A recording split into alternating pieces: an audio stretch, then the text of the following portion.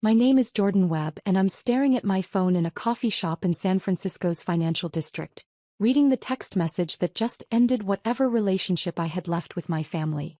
The message came from Mom at 2:47 p.m. on the Tuesday before Thanksgiving. I was in the middle of the most important business negotiation of my life, but I saw her name flash across my screen and I checked it anyway. Old habits. Jordan, I'm sorry but we're going to have to skip you this year for Thanksgiving. Tyler and Madison are hosting at their new house in Westchester and Madison feels strongly that the guest list needs to be, well, she used the word curated. She's worried about appearances since she's invited her parents and some of Tyler's colleagues from the law firm. You understand, right? Maybe we can do coffee next time you're in town. Love you, Mom. I read it twice. Then I set my phone face down on the table and went back to my meeting with representatives from Tech Venture Global, who were in the process of acquiring my cybersecurity company for $160 million. If you've ever been treated like the family embarrassment while secretly building an empire, hit that like button and subscribe right now. You're not going to want to miss what happened next. Let me back up 6 years. I graduated from State with a computer science degree and immediately disappointed everyone by turning down a corporate job offer to start my own company. Not a sexy startup with venture capital and a ping-pong table. A boring, practical cybersecurity firm that helped small businesses protect their data. Tyler, my older brother, had gone to Columbia Law. He worked at a white shoe firm in Manhattan, wore suits that cost more than my monthly rent, and had opinions about wine regions. When he brought Madison home 2 years ago, she took one look at me in my hoodie and jeans and I watched her mentally categorize me as the unsuccessful sibling. Madison came from money. Old money, the kind that doesn't just have wealth but has country club memberships that have been in the family since 1952. Her father was a federal judge. Her mother sat on charity boards and pronounced interesting in a way that clearly meant disappointing. At Tyler and Madison's engagement party, she'd introduced me to her parents as Tyler's brother, the one who does computers. Not computer science. Not technology. Computers. Like I fixed laptops at Best Buy. I didn't correct her. I was too busy building something real. My company, SecureNet Solutions, had started in my apartment with 2 employees. Me and my best friend from college, Marcus Chin. We cold called small businesses, medical practices, law firms, anyone who had data worth protecting but couldn't afford enterprise-level security. Nobody cares about small businesses until they get hacked, Marcus said during our first year. We're going to be the ones who care first. He was right. We grew slowly, steadily. 10 clients became 50. 50 became 200. We hired security specialists, built proprietary software, developed protocols that actually worked for businesses with limited budgets. Tyler asked me about my computer thing exactly once at a family dinner 3 years ago. So you're still doing the tech support business? He said, cutting his steak with the precision of someone who'd learned proper knife technique. Cybersecurity consulting, I corrected. Right. That going well. We're growing. Good. Madison's father was just saying how important it is to find your niche, even if it's not particularly prestigious.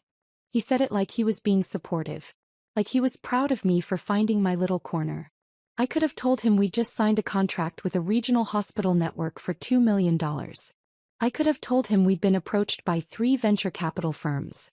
I could have told him I was making more than his associate-level salary at the law firm. I didn't. I just smiled and changed the subject. Because I was learning something important. My family's perception of my success had nothing to do with actual success. It had to do with appearances. Tyler had the right degree, the right job title, the right address. I had a startup which in their minds meant I was 1 bad month away from moving back in with Mom. So I let them think it. I drove a 7-year-old Toyota. I lived in a modest apartment in Oakland. I wore hoodies to family events. And I built my company into something extraordinary while they congratulated Tyler for making partner track. The truth was, SecureNet Solutions had grown beyond anything I'd initially imagined. We'd expanded into government contracting, protecting sensitive data for federal agencies. We'd developed software that Fortune 500 companies were licensing. We'd been featured in TechCrunch, Forbes, and Wired. And my family had no idea. Mom would call every few months. How's the computer business, honey? Are you getting enough clients? Like I was running a struggling freelance operation instead of a company with 47 employees and offices in 3 cities. Tyler would occasionally send job postings. Saw this at a tech company in New York. Might be more stable than the startup thing. Let me know if you want me to put in a word. The positions were always mid-level. Always less than what I was already doing. I never told them the truth because I wanted to see if they'd love me without the success. If they'd respect me without the money. If they'd value me as a person instead of as a status symbol. The answer increasingly was no. Madison's arrival made everything worse. She'd grown up in a world where your worth was determined by your zip code and your club membership. She assessed people the way you'd assess furniture. Will this fit with the aesthetic I'm trying to create? I didn't fit. At their wedding last year, Madison had seated me at table 12 with Tyler's college roommate's girlfriend's brother and a cousin nobody had spoken to in 5 years. Tyler was too busy being the perfect groom to notice. Mom just said, "Madison worked so hard on the seating chart, dear." The breaking point came 6 months ago when Tyler and Madison bought a house in Westchester. 4 bedrooms, colonial style, the kind of house that screamed, "We've arrived." They threw a housewarming party. I wasn't invited. It was such a small gathering, Mom explained when I asked. Just Madison's family and some of Tyler's colleagues. Very intimate. I saw the photos on Facebook. 70 people minimum. That's when I stopped pretending it didn't hurt. That's when I realized I'd been running an experiment with a foregone conclusion. My family didn't want a relationship with me. They wanted me to either succeed on their terms or disappear quietly into the background. So I focused on what I could control. The business. Drop a comment and let me know where you're watching from tonight. Tech Venture Global first approached us in July. They were a major player in the cybersecurity space, and they'd been watching SecureNet's growth for 2 years. Our government contracts had caught their attention. Our proprietary software had impressed their technical team. "We're prepared to make a serious offer," their CEO said during our first meeting. "Your company fills a gap in our portfolio. Small to mid-size business security is an underserved market, and you've figured out how to serve it profitably." The negotiations took months. Due diligence, valuations, terms discussions.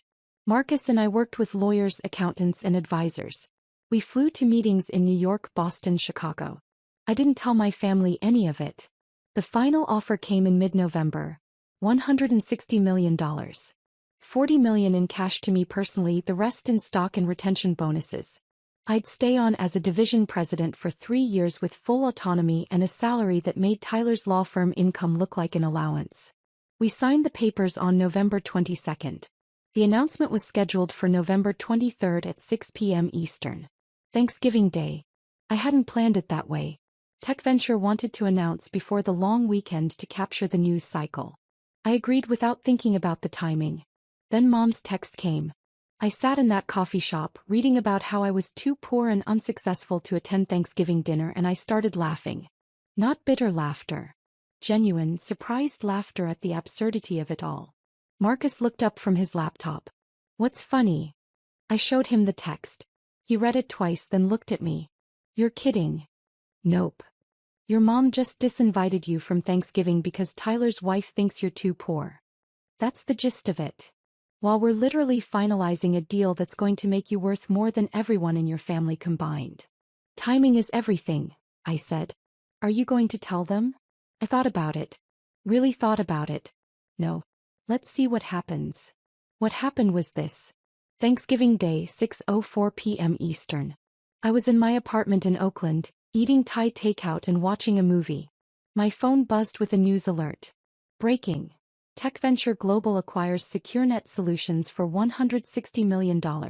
Expands SMB cybersecurity division. Then another alert. And another. TechCrunch, Forbes, Bloomberg, Reuters. The story was everywhere because it was a slow news day and business reporters needed content. By 6:15 CNN was running it as a tech sector story. By 6:30, it had made the crawl at the bottom of MSNBC. My phone started ringing at 6:47 p.m. First call, my college roommate. "Dude, did you just sell your company for $160 million?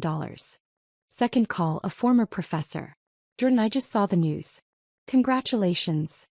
Third call, Marcus, laughing so hard he could barely speak. "Check Twitter. You're trending." I checked. Hashtag SecureNet acquisition was trending in tech circles. My name was trending locally in the Bay Area. Fourth call, Mom. I let it go to voicemail. Fifth call, Tyler. Voicemail. Sixth call, Mom again. Voicemail. The calls kept coming. Friends, former colleagues, business contacts. Everyone except the people currently sitting around a turkey in Westchester, probably just starting to see the news alerts on their phones. I turned my phone on silent and went back to my movie. By 9 p.m. I had 47 missed calls. 32 text messages. 16 voicemails. I listened to Mom's first voicemail at 10 p.m.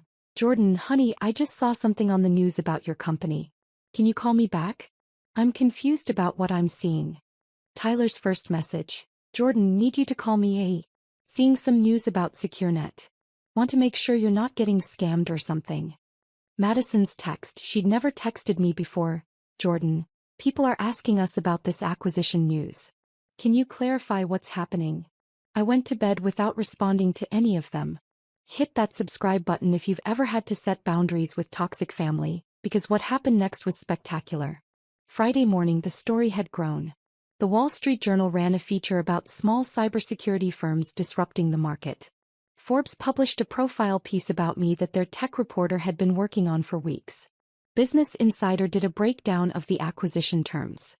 My phone had 103 missed calls. I finally responded at noon on Friday. One text, sent to the family group chat that I'd been removed from 6 months earlier but could still message. Happy Thanksgiving to everyone. Sorry I couldn't make it to dinner.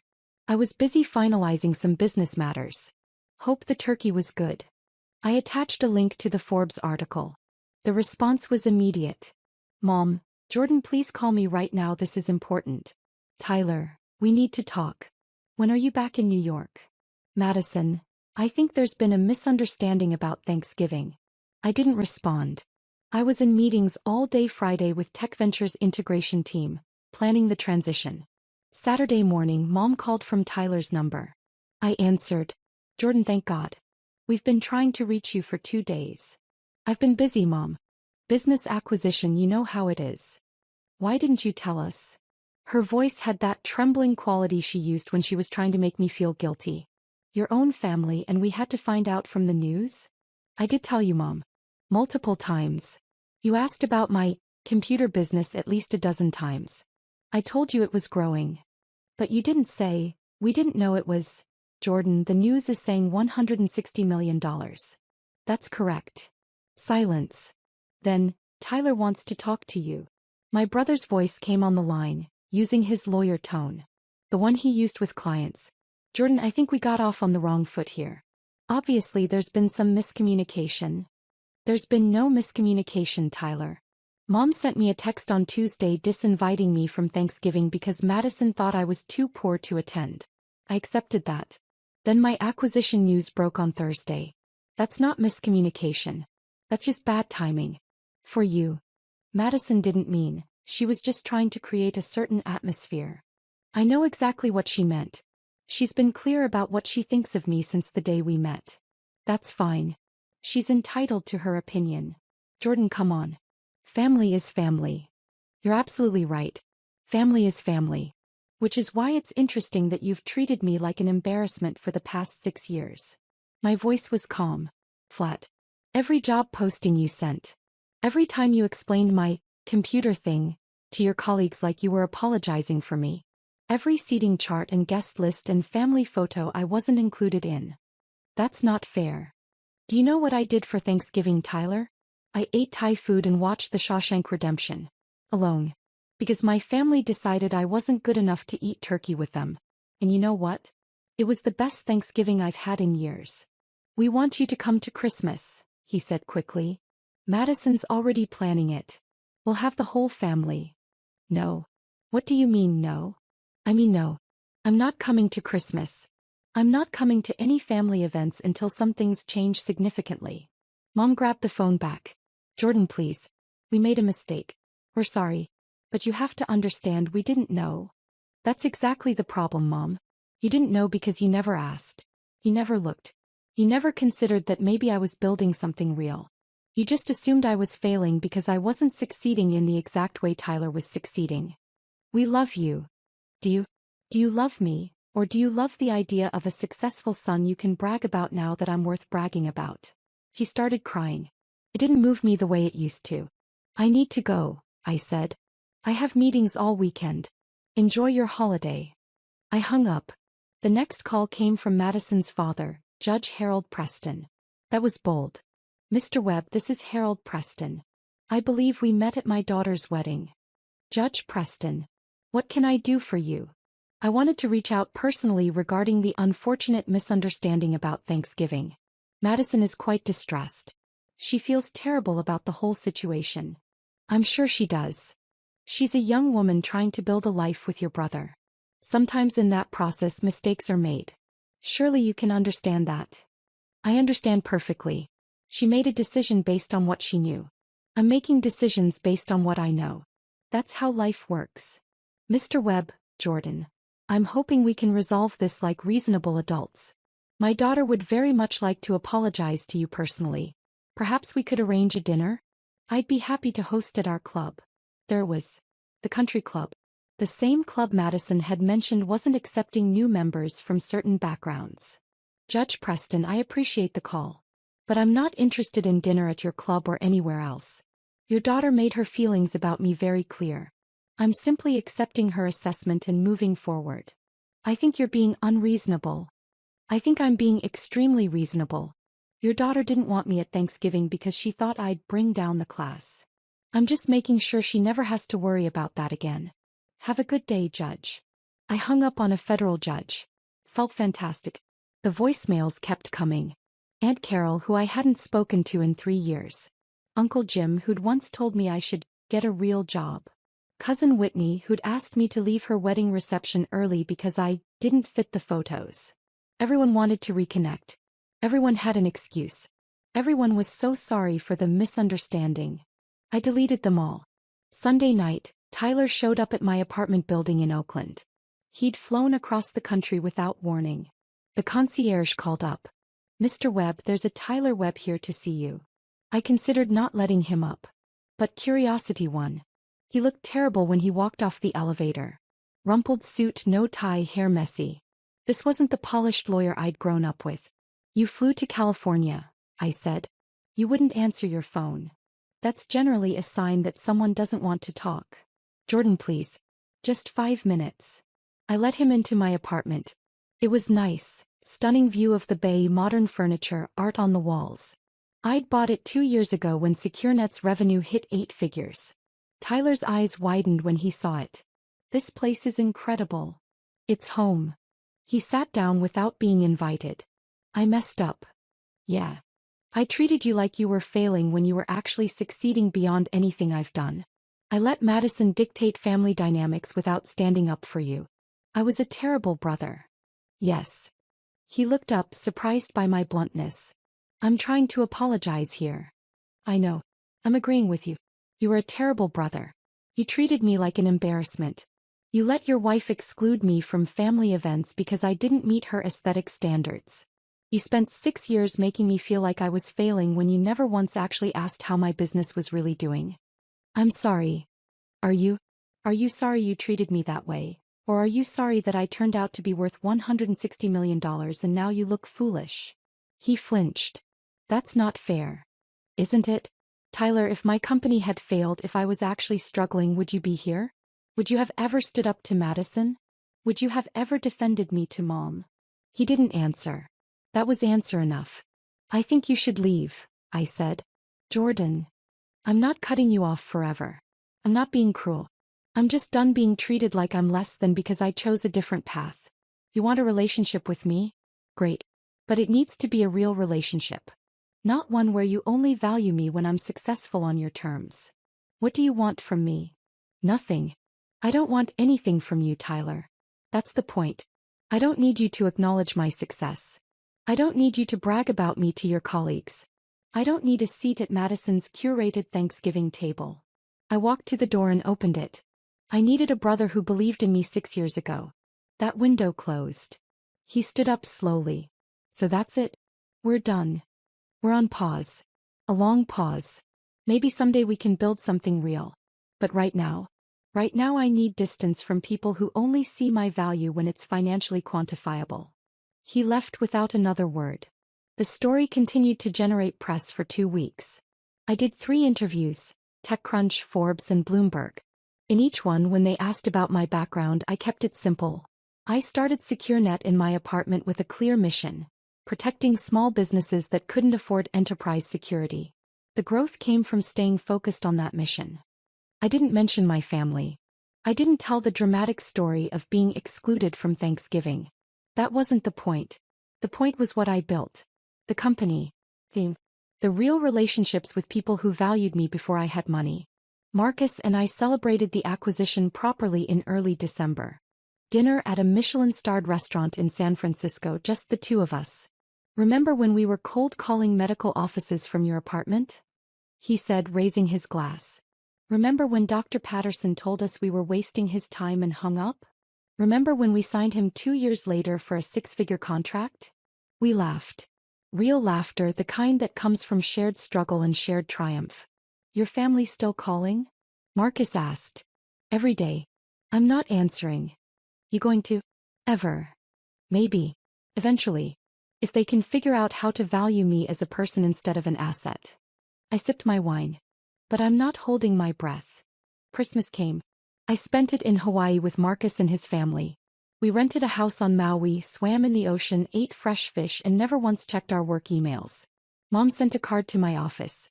Inside was a long letter about family and forgiveness and how much she missed me.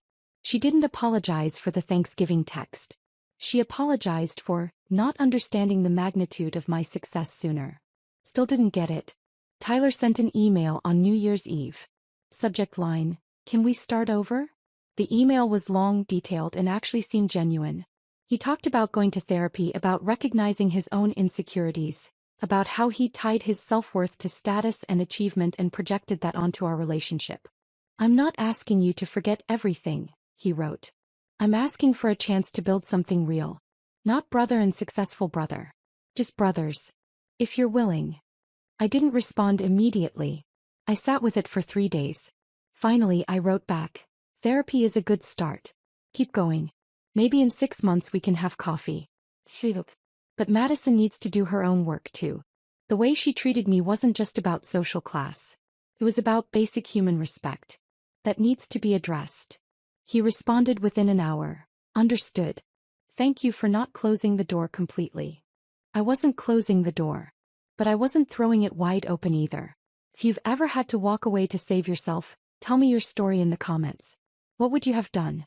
3 months after the acquisition, I was in New York for business. TechVenture had offices in Manhattan, and I was meeting with the integration team. I texted Tyler, in town for 2 days. Coffee Thursday morning if you're available. He responded immediately, yes. Absolutely. Where and when? We met at a quiet cafe in Midtown. He arrived 10 minutes early, nervous energy radiating off him. I showed up exactly on time. Thanks for meeting me, he said. Thanks for being on time. We ordered coffee. The first 5 minutes were awkward small talk. Weather. Traffic. The usual nothing. Then Tyler took a breath. I'm still in therapy. Twice a week. Madison and I are doing couples counseling too. How's that going? Hard. Really hard. She's confronting a lot of stuff about how she was raised, about values she never questioned. Her parents are not happy about it. I imagine not. She wants to apologize to you. Genuinely apologize. Not the social performance kind. The real kind. I studied my brother. He looked different. Lighter somehow. Less polished and more real. I'm not ready for that yet, I said. But I'm glad she's doing the work. That's fair. He nodded. Can I ask you something? Sure. Why didn't you tell us? About the company, the success, all of it. I considered lying, giving him an easy answer. But we were trying for real. Because I wanted to see if you'd love me without it. If you'd respect me without the money and the status and the impressive acquisition. And for 6 years the answer was no. You didn't. He absorbed that like a physical blow. You're right. I know. I don't expect you to forgive me. Good. Because I haven't. But I'm open to the possibility of forgiving you someday. That's the best I can offer right now. We talked for an hour. Real talk, not performance. He told me about his insecurities, about pressure from Madison's family, about how he'd measured his worth by external validation for so long he forgot what mattered. I told him about building SecureNet, about the early struggles, about the moments when I almost gave up, about how being excluded from family events hurt more than he probably knew. When we left, we shook hands. Not a hug. We weren't there yet. But it was real. "Thank you," Tyler said, "for giving me this chance. Don't waste it." "I won't." 6 months later, I had dinner with Mom. Just the two of us. She flew to San Francisco, insisted on staying at a hotel even though I offered my guest room. We met at a restaurant she'd chosen, researched, picked carefully. He was trying. "Your apartment is beautiful," she said. She'd visited that afternoon. "The view is stunning." "Thanks. I like it." "Jordan, I need to say something, and I need you to let me say all of it before you respond." I nodded. She took out a piece of paper. She'd written it down, actually written down what she wanted to say. Her hands shook slightly as she read. "I failed you as a mother. Not just with Thanksgiving, but for years before that. I prioritized Tyler's achievements because they were easy to understand and easy to brag about. I dismissed your work because I didn't understand it and didn't take the time to learn. I let Madison exclude you from family events because it was easier than standing up to her. I measured your worth by external markers that had nothing to do with who you actually are. And I'm sorry. I'm genuinely, deeply sorry." She looked up from the paper. Her eyes were red. "I don't expect you to forgive me immediately. I don't expect you to trust me right away. But I want you to know that I see what I did. I see how I hurt you. And I'm working on being better. Not just saying it. Actually being better." I sat with that for a long moment. "What does being better look like?" I asked. "Therapy. Reading books about family dynamics and scapegoating. Actually listening when you talk instead of waiting for my turn to speak. Not making assumptions about your life. Respecting your boundaries." She folded the paper carefully. "And accepting that you might never want a close relationship with me again. That I might have damaged this beyond repair." "I don't think it's beyond repair," I said slowly. "But it needs to be rebuilt from scratch. Not restored to what it was, because what it was wasn't healthy. Something new." "I'll take new." We talked for 3 hours. About my childhood, her parenting, the family dynamics that had broken us. It wasn't comfortable. She cried twice. I stayed calm, detached enough to be honest. But it was real. Finally real. A year after the Thanksgiving text, I hosted a dinner at my apartment. Small gathering. Marcus and his wife. 2 colleagues from SecureNet who'd become genuine friends. Tyler came alone. Madison had a work commitment, but they were both still working on things. Mom came. Nervous, grateful to be included, careful not to overstep. We ate good food, told stories, laughed. Nobody mentioned my net worth. Nobody compared career achievements. Nobody performed for anyone else. Just people who'd chosen to be there, chosen to build something real. "Thank you for inviting me," Mom said as she was leaving. "This meant everything. Thanks for coming. And for respecting the boundaries. Always." Tyler lingered after everyone else left. "This was nice. Really nice." It was. "Think we can do it again?" "Yeah. I think we can." He smiled. Real smile, not the polished lawyer smile. "I'm glad you didn't give up on us completely." "I didn't give up on the possibility of us. I gave up on accepting less than I deserve. There's a difference." "There is." After he left, I stood on my balcony looking out at the bay. The lights of San Francisco glittered across the water. Somewhere out there, 47 employees were building something that mattered. Thousands of small businesses were protected because of what we'd created. And my family was slowly learning what I'd known all along. Your worth isn't determined by other people's perception of your success. It's determined by what you build, who you help, and whether you can look yourself in the mirror. I'd built a company worth $160 million. But more importantly, I'd built a life worth living. Paper beats promises every single time. And sometimes, the family scapegoat turns out to be the only one who understood what actually matters.